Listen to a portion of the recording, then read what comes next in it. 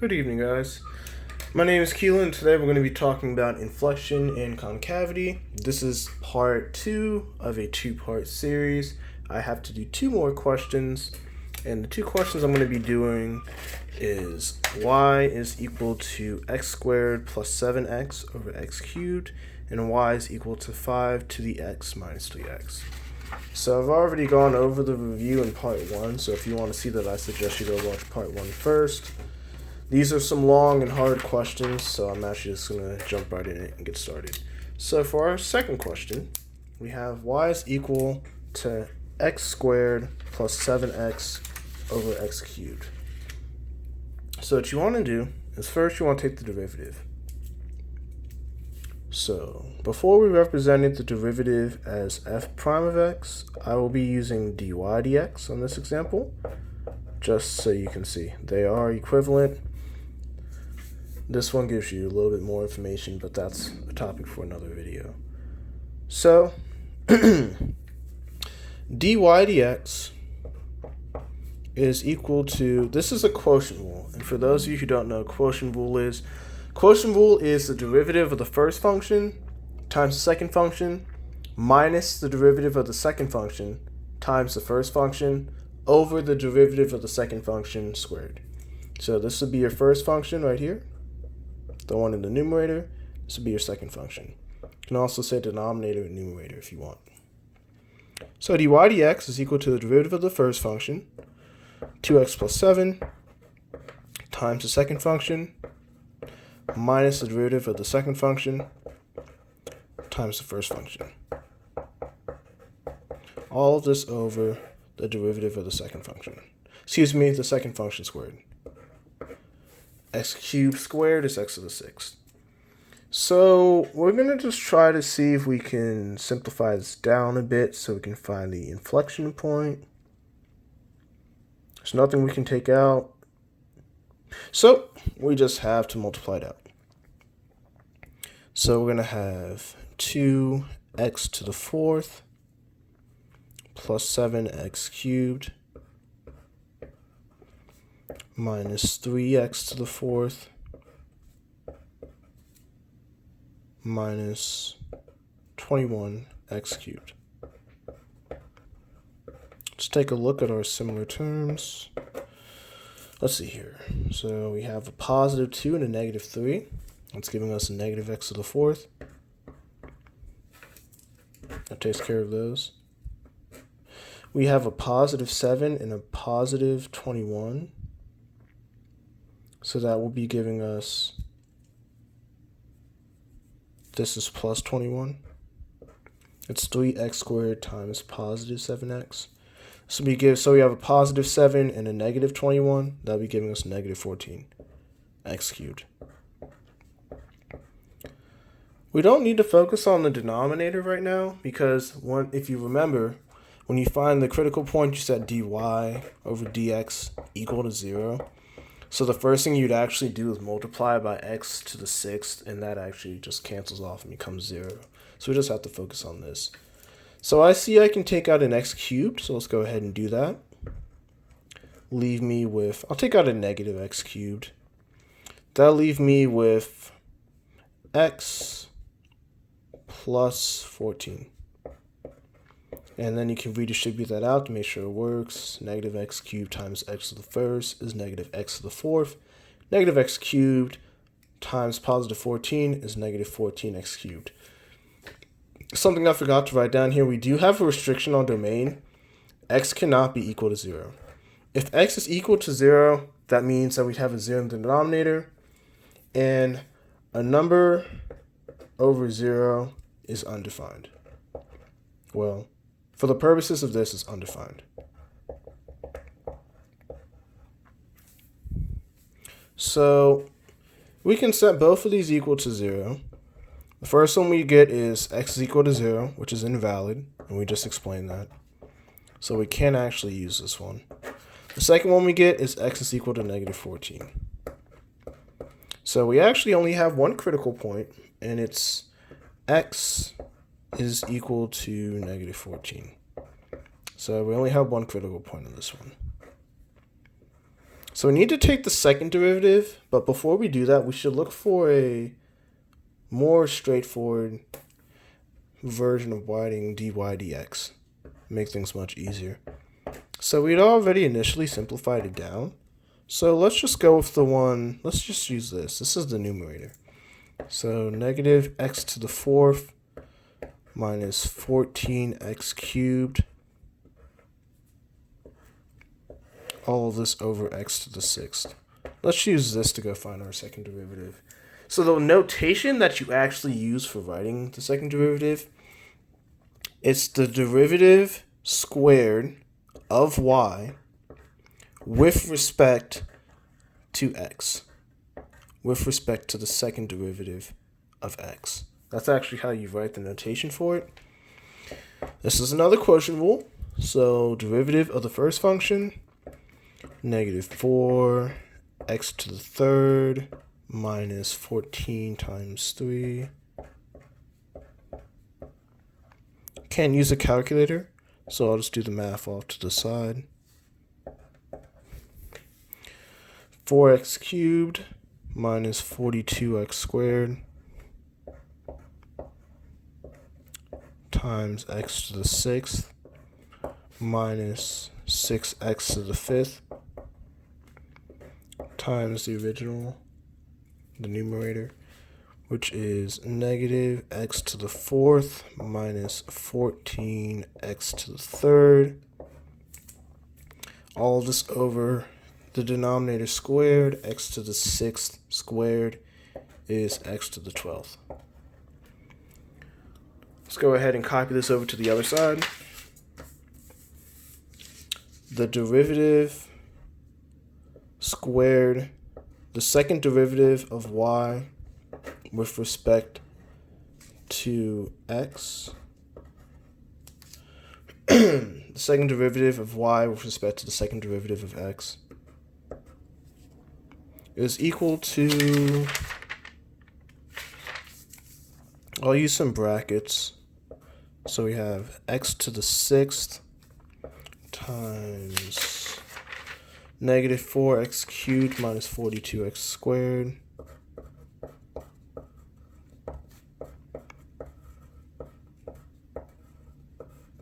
minus 5x to the sixth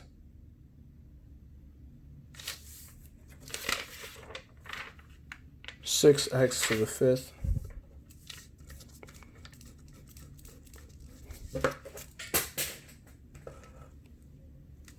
times the original, the numerator, which is negative x to the fourth minus 14x to the third.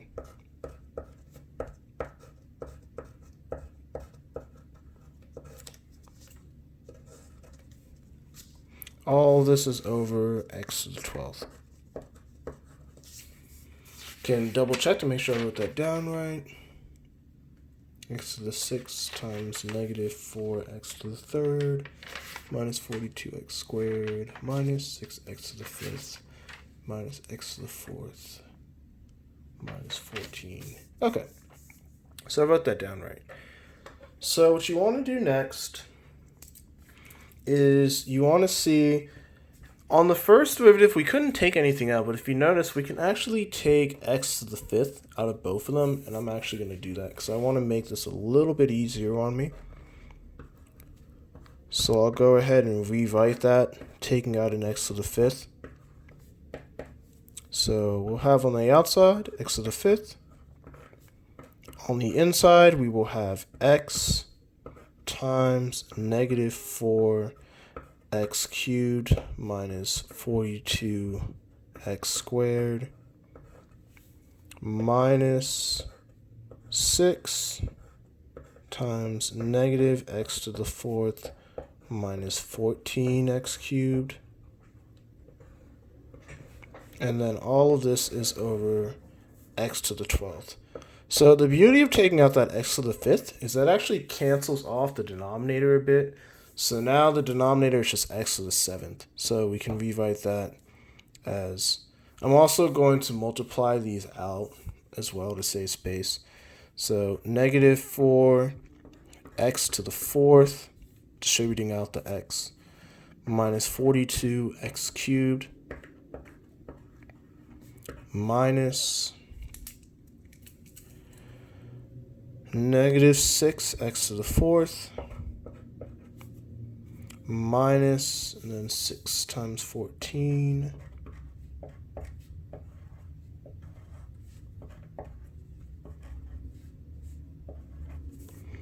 minus 84x cubed, all this over x to the seventh. So now we can only focus on the numerator since this is going to become 0. It's going to cancel off. So we'll have negative 4x to the fourth minus 42x cubed minus 6x to the fourth minus 84x cubed. Again, we can look at our similar terms. So we have a negative 4 and a positive 6, which should give us a positive 2x to the fourth. Takes care of those. We have a negative 42 and a positive 84.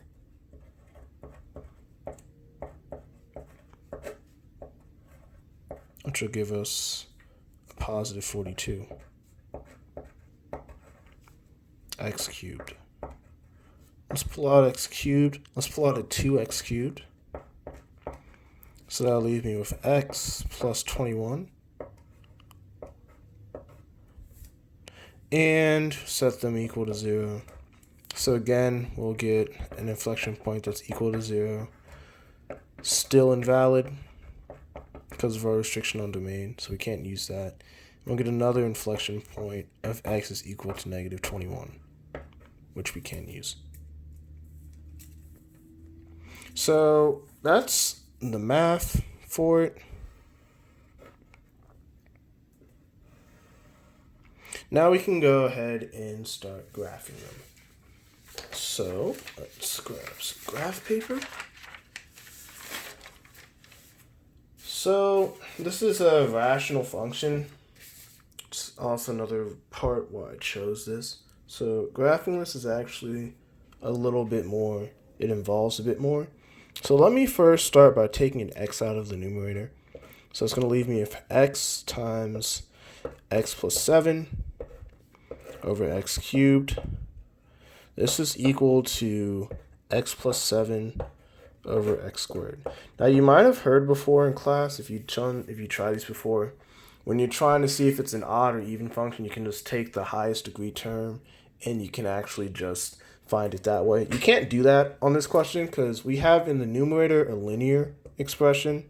This is linear function, degree of 1. In the denominator, we have a quadratic function.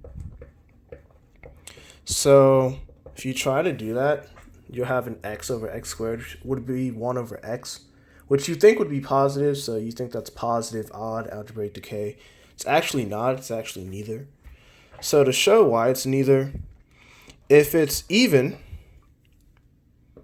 f of x is equal to f of negative x. This is even. If it's odd, negative f of x is equal to f of negative x. And if it's neither, then it's neither even nor odd, right? So we already have f of x. Let's see what f of negative x is. F of negative x is equal to negative x plus 7 over negative x squared is still just x squared. So that's 1. Let's see what negative f of x is. Negative f of x, and this is a bit of a trick, it's negative 1 times x plus 7 over x squared. You think it's going to turn out odd, but if you actually distribute it out, this is equal, so negative f of x is actually equal to negative x minus 7 over the square root of 2, over 2 squared. So they look very similar, but they're actually not the same. So f of x isn't equal, so f of x isn't equal to f of negative x. F of negative x isn't equal to negative f of x. So it's not even and it's not odd. So this function is actually neither, but it is still positive. So we have an x-intercept. So our x-intercept is at -7, 0. We don't have a y-intercept because a y-intercept would be where x is equal to 0 and x can't equal 0. It's a restriction on domain. So our y-intercept is undefined. We can take a look at end behavior. So let's see what x does as it approaches infinity and what it does as it approaches negative infinity.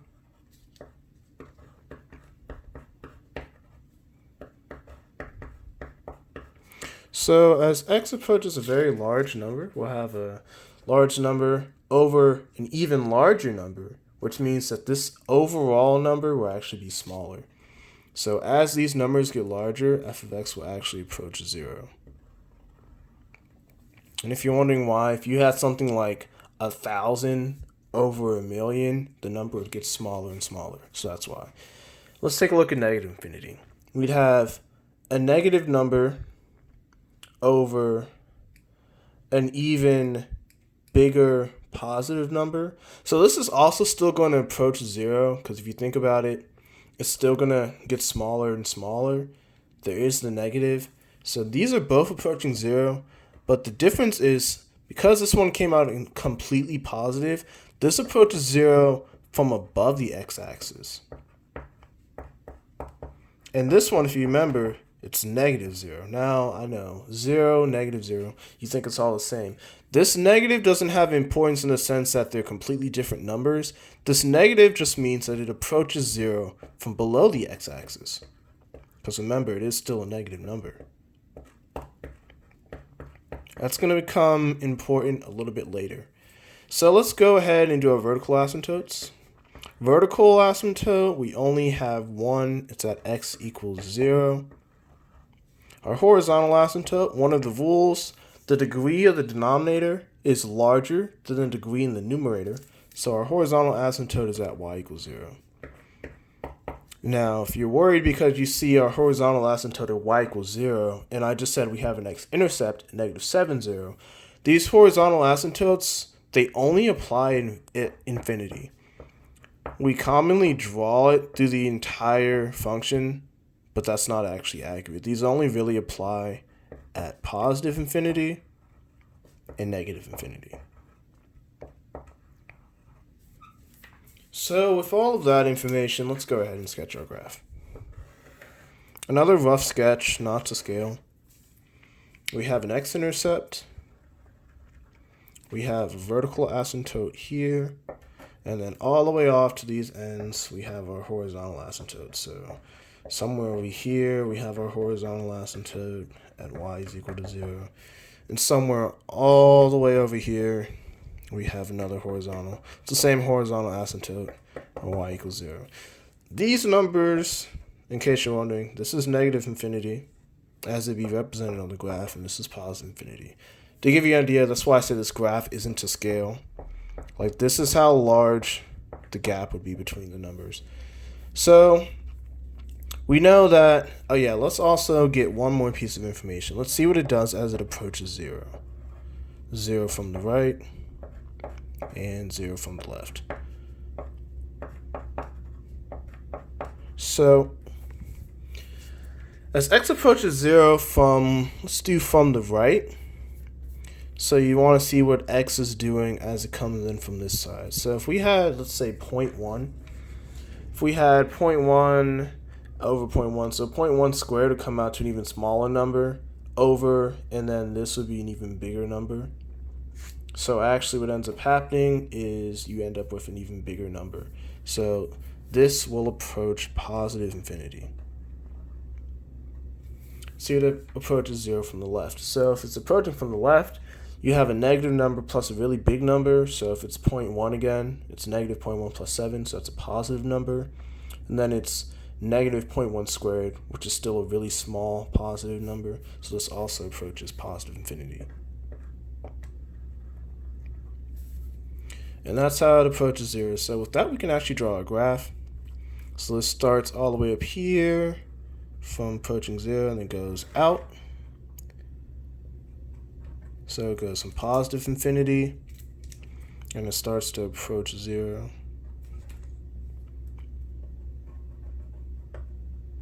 It's approaching 0 from above the x-axis. This one also starts from positive infinity, but it crosses the x-axis and then it starts to approach 0. And it approaches 0 from below. Here we go. It starts to approach 0 from below the x-axis. So this is your rough first sketch of the first function.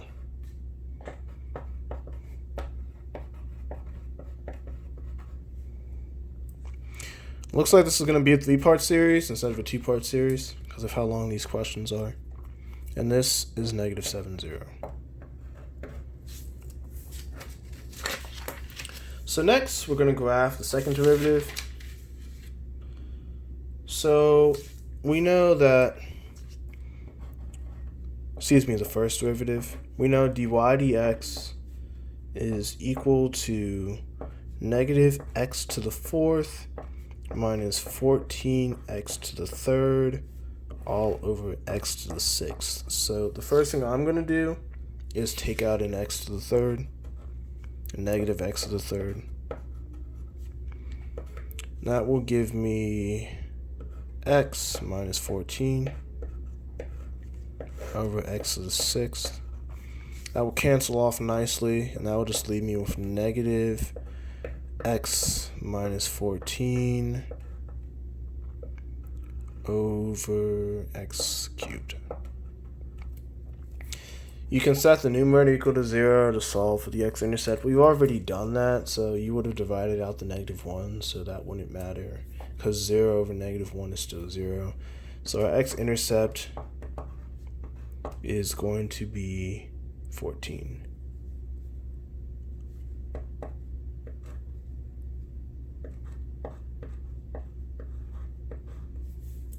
One second. This is a plus because I divided it by negative 1, which means our x-intercept here is negative 14, 0. Just like before, we still don't have a y-intercept because it's a restriction on domain. So our y-intercept is still undefined.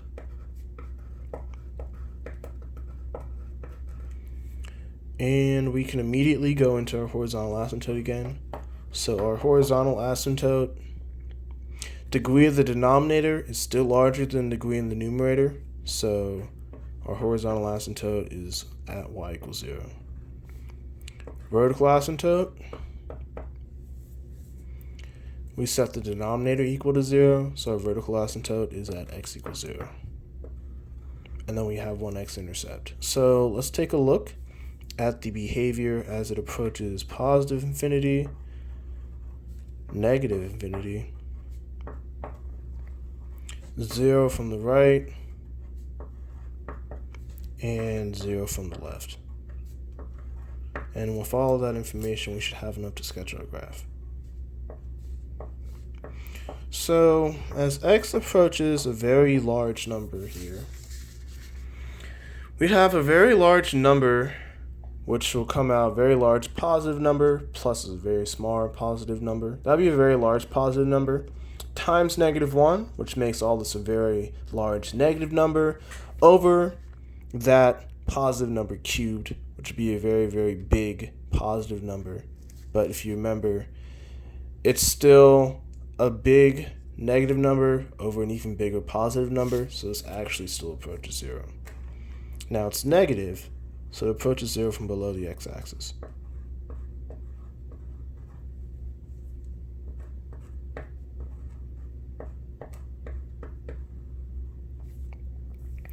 We can see what it does as it approaches a negative number.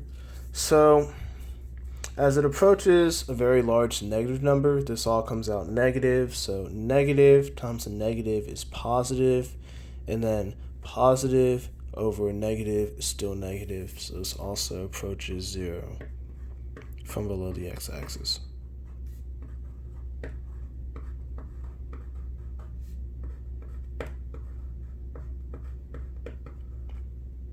Excuse me, that should be a 0 right here. And if you're wondering why, it's because the sign that comes out of both of them is negative. So this one is 0 from below the x-axis, and the other one is 0 from below the x-axis. So they're the same. Let's take a look at as it approaches 0 from the right. So if it's approaching from the right, it's coming in this way. So if it's coming in this way, let's say this value is just 0.1. So we have 0.1, a small positive number plus a really big number in comparison to that small number. So that's going to come out to be around 14. Times negative 1 is negative 14, but it's going to be negative 14 over, and then you're going to have, if you remember, you're going to have that 0.1 cubed, which is going to be an even smaller number. It's going to be 0.001, somewhere around there. So this number is actually going to become bigger. So as it approaches from the 0 from the right, this number actually approaches negative infinity.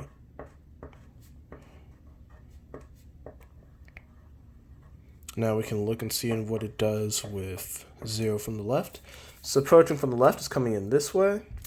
And if we want to look at this again, we'd have a negative number plus 14.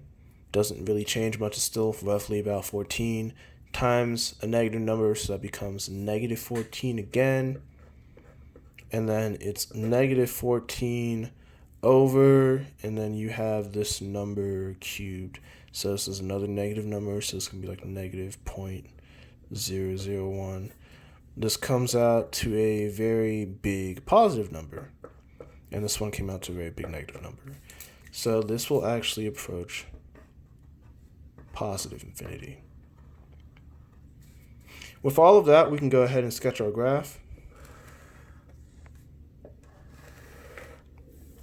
Have one x-intercept, so at 14, 0. And then we have some vertical asymptote. And then we have horizontal all the way out at infinity. It's got a vertical asymptote right there. And we have our horizontal asymptote right here. So using this information, let's start off with this one on this side. So as it approaches 0 from the left, it's approaching positive infinity. So this is going to go ahead and do this. And then as it approaches negative infinity, it's going to approach 0. So it's going to go down, and it's going to come back up, start to approach 0 again. So that's this one. If we go ahead and look at this, it starts as it approaches 0 from the right, it's approaching negative infinity. So it's going to come down like that, and then as it goes all to infinity, it's going to approach 0. So it's going to do this.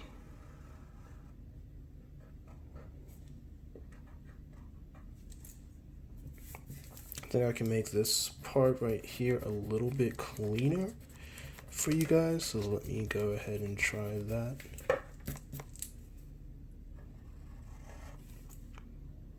Crosses and it comes back up like so. There we go. So this is the sketch of the first derivative.